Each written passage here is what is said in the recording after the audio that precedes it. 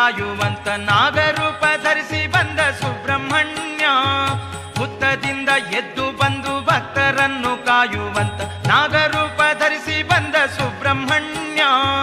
ಶೂರನೀತ ಸುರಧೀರನೀತ, ಶೂರನೀತ ಸುರಧೀರನೀತ, ಸ್ವಾಮಿ ಸ್ಕಂದ ಸ್ವಾಮಿ ಗತಿ ನೀನೆ ಎಂದೇ.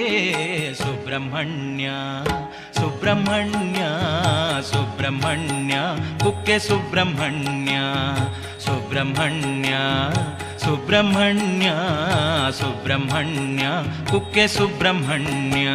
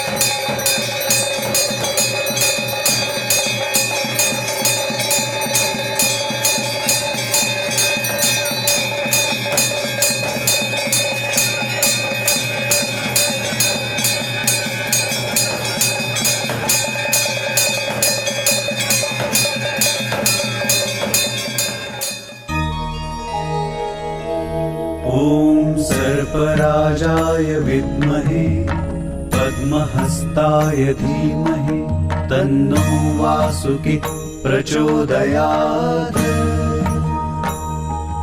ॐ सर्पराजाय विद्महे पद्महस्ताय धीमहि तन्नो वासुकी प्रचोदयात्। ॐ सर्पराजाय विद्महे पद्महस्ताय धीमहि तन्नो वासुकी प्रचोदयात्। ॐ सर्पराजाय विद्महे पद्महस्ताय धीमहि तन्नो वासुकी प्रचोदयात्। ॐ सर्पराजाय विद्महे पद्महस्ताय धीमहि तन्नो वासुकी प्रचोदयात्। ॐ सर्पराजाय विद्महे पद्महस्ताय धीमहि तन्नो वासुकी प्रचोदयात्। ॐ सर्पराजाय विद्महे पद्महस्ताय धीमहि तन्नो वासुकी प्रचोदयात्।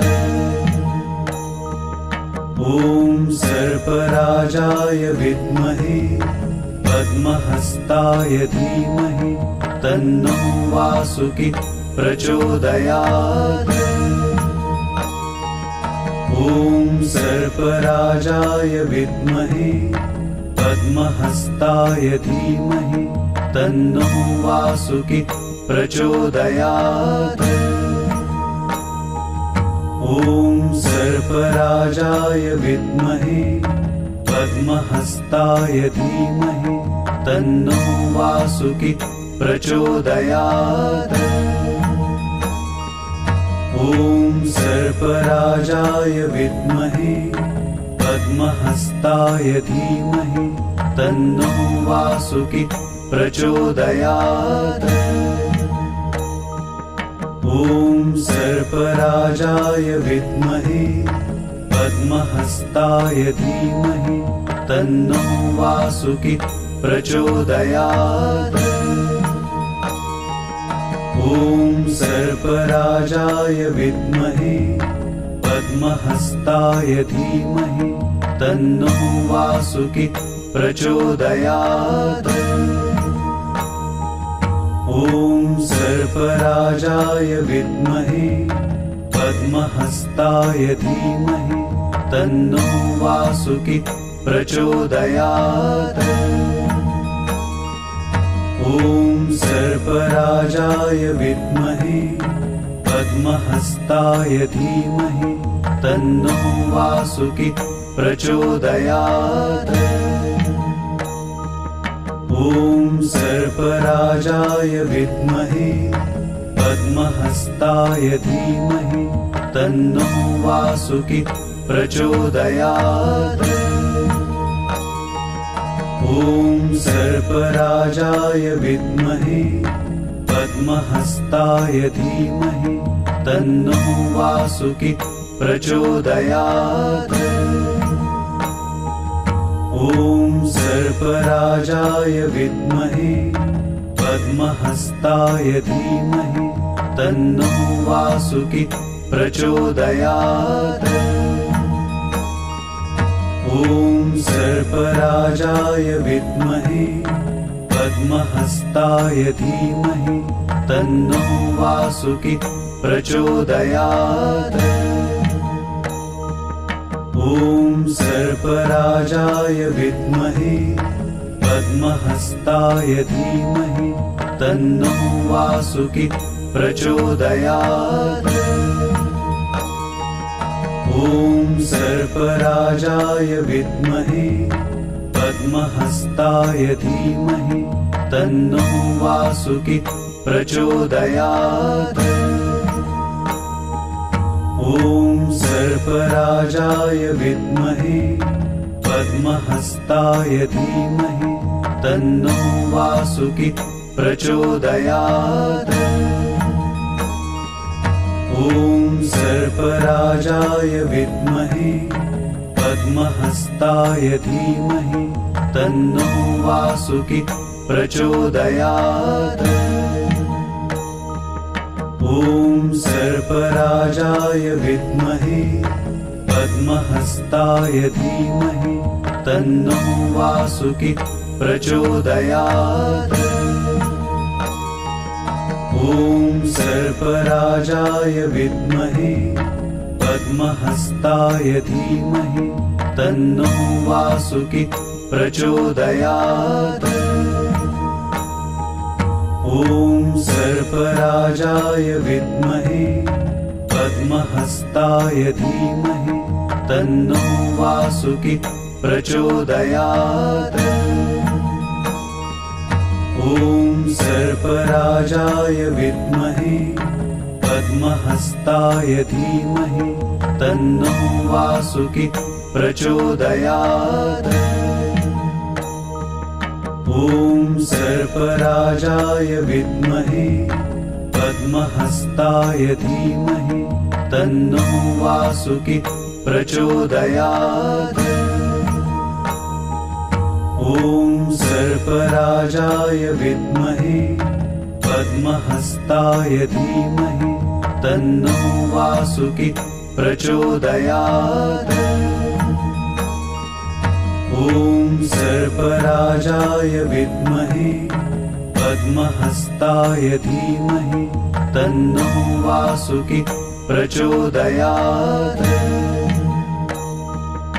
ॐ सर्पराजाय विद्महे पद्महस्ताय धीमहि तन्नो वासुकी प्रचोदयात्।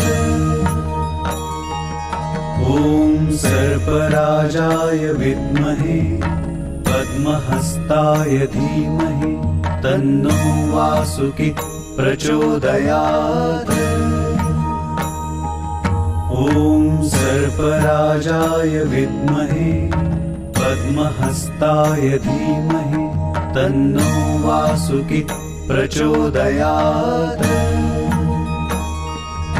ॐ सर्पराजाय विद्महे पद्महस्ताय धीमहि तन्नो वासुकी प्रचोदयात्। ॐ सर्पराजाय विद्महे पद्महस्ताय धीमहि तन्नो वासुकी प्रचोदयात्। ॐ सर्पराजाय विद्महे पद्महस्ताय धीमहि तन्नो वासुकी प्रचोदयात्। ॐ सर्पराजाय विद्महे पद्महस्ताय धीमहि तन्नो वासुकी प्रचोदयात्। ॐ सर्पराजाय विद्महे पद्महस्ताय धीमहि तन्नो वासुकी प्रचोदयात्। ॐ सर्पराजाय विद्महे पद्महस्ताय धीमहि तन्नो वासुकी प्रचोदयात्। ॐ सर्पराजाय विद्महे पद्महस्ताय धीमहि तन्नो वासुकी प्रचोदयात्। ॐ सर्पराजाय विद्महे पद्महस्ताय धीमहि तन्नो वासुकी प्रचोदयात्। ॐ सर्पराजाय विद्महे पद्महस्ताय धीमहि तन्नो वासुकी प्रचोदयात्। ॐ सर्पराजाय विद्महे पद्महस्ताय धीमहि तन्नो वासुकी प्रचोदयात्। ॐ सर्पराजाय विद्महे पद्महस्ताय धीमहि तन्नो वासुकी प्रचोदयात्। ॐ सर्पराजाय विद्महे पद्महस्ताय धीमहि तन्नो वासुकी प्रचोदयात्। ॐ सर्पराजाय विद्महे पद्महस्ताय धीमहि तन्नो वासुकी प्रचोदयात्। ॐ सर्पराजाय विद्महे पद्महस्ताय धीमहि तन्नो वासुकी प्रचोदयात्। ॐ सर्पराजाय विद्महे पद्महस्ताय धीमहि तन्नो वासुकी प्रचोदयात्। ॐ सर्पराजाय विद्महे पद्महस्ताय धीमहि तन्नो वासुकी प्रचोदयात्। ನಮಸ್ಕಾರ. ಶ್ರೀ ಕ್ಷೇತ್ರ ಗುಡುಪಿನಲ್ಲಿ ಇವತ್ತು ನಾಗರ ಪಂಚಮಿಯ ಪ್ರಯುಕ್ತ ನಾಗದೇವರಿಗೆ ಅಭಿಷೇಕ ಪೂಜೆ ಇತ್ಯಾದಿಗಳು ಸರ್ಕಾರದ ನಿಯಮಾವಳಿಗಳಂತೆ ಸರಳ ರೀತಿಯಲ್ಲಿ ನಡೀತಾ ಇದೆ. ನಾಗರ ಪಂಚಮಿ ಹೇಳುವಂತಹದ್ದು ನಾಗದೇವರನ್ನು ಆರಾಧನೆ ಮಾಡಲಿಕ್ಕೆ ಇರುವಂತಹ ವಿಶೇಷವಾದಂತಹ ದಿವಸ. ಈ ದಿವಸದಂದು ನಾಗದೇವರನ್ನು ಆರಾಧನೆ ಮಾಡಿದರೆ ಜೀವನದಲ್ಲಿ ಬರಬಹುದಾದಂತಹ ಕಷ್ಟಗಳನ್ನು ನಾಗದೇವರು ದೂರೀಕರಿಸಿ ಇಷ್ಟಾರ್ಥವನ್ನು ಅನುಗ್ರಹಿಸುತ್ತಾರೆ. ಸಂತಾನ ಭಾಗ್ಯ, ಸಂಪತ್ ಪ್ರಾಪ್ತಿ, ಆರೋಗ್ಯ ಪ್ರಾಪ್ತಿಗಳು ನಾಗದೇವರ ಅನುಗ್ರಹದಿಂದ ನಮಗೆ ಲಭಿಸ್ತವೆ ಅಂತ ಶಾಸ್ತ್ರ ಹೇಳ್ತಾ ಉಂಟು. ಆದ್ದರಿಂದ ಭಕ್ತರು ಶ್ರೀ ಕ್ಷೇತ್ರಕ್ಕೆ ಬಂದು ಅವರದ್ದಾದಂತಹ ವೈಯಕ್ತಿಕ ಸೇವೆಗಳನ್ನು ದೇವರಿಗೆ ಸಲ್ಲಿಸ್ತಾ ಇದ್ದಾರೆ. ಅದಲ್ಲದೆ ಸರ್ಕಾರದ ನಿಯಮಾವಳಿಗಳನ್ನು ಪಾಲಿಸಿಕೊಂಡು ಕ್ಷೇತ್ರದಲ್ಲಿ ಸರಳವಾಗಿ ಈ ನಾಗರ ಪಂಚಮಿ ಆಚರಿಸಲ್ಪಡ್ತಾ ಇದೆ. ನಾಗದೇವರು ಎಲ್ಲರಿಗೂ ಆಯುರಾರೋಗ್ಯ ಸುಖ ಸೌಭಾಗ್ಯಗಳನ್ನು ಕರುಣಿಸಲಿ ಎಂಬುದಾಗಿ ಈ ಸಂದರ್ಭದಲ್ಲಿ ಪ್ರಾರ್ಥಿಸುತ್ತೇನೆ. ನಮಸ್ಕಾರ.